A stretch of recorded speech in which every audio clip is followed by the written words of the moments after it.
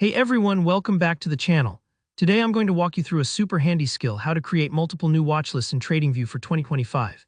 If you're interested in trading stocks or just wanting to up your charting game, being able to organize your favorite symbols into custom watch lists is a real time saver.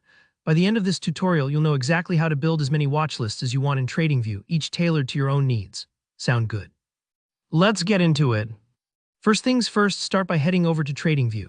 If you haven't used TradingView before, don't worry, it's a powerful but pretty user-friendly platform for tracking everything from stocks to crypto and more. Once you're on the main page, you'll see a menu at the top or on the left, depending on your layout. What you want to do here is click on Products. This takes you to a really useful area of TradingView that unlocks a lot of extra features beyond just charting. Now, within the Products menu, you'll find several options. What we're looking for is screeners. You'll usually spot this towards the bottom right of the dropdown. Screeners are an amazing tool if you want to search through hundreds or thousands of symbols to find the ones that match your criteria.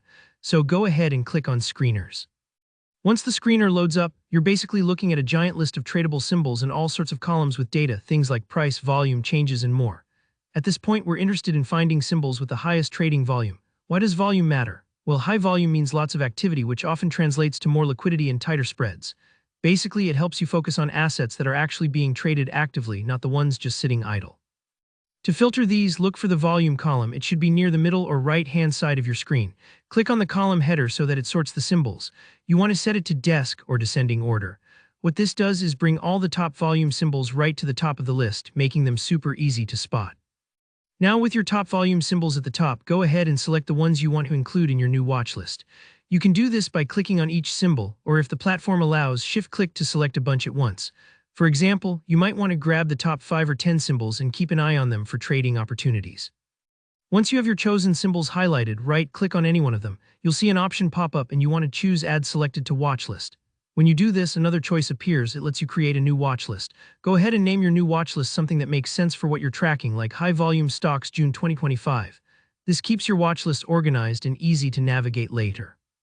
Don't stress if you're not sure on the perfect name. You can always edit this later on. And honestly, that's it. You've just built a new watch list. If you want to make more, just repeat this process. Filter, select, right-click, and add to a new watch list. There's no real limit, so you can create as many watch lists as you need. This is awesome if you want to separate stocks, crypto, ETFs, or even different sectors, giving each its own dedicated list. If something doesn't look right or it feels confusing at first, don't worry, just take it slow and remember you can always adjust your watch lists anytime. The more you practice, the quicker and more intuitive this will feel. That's the full process. If you found this walkthrough helpful, don't forget to leave a like below. It really supports the channel. And if you have questions or run into any hiccups, drop a comment and I'll do my best to help. For more tutorials like this, make sure to subscribe and hit the notification bell so you'll never miss out.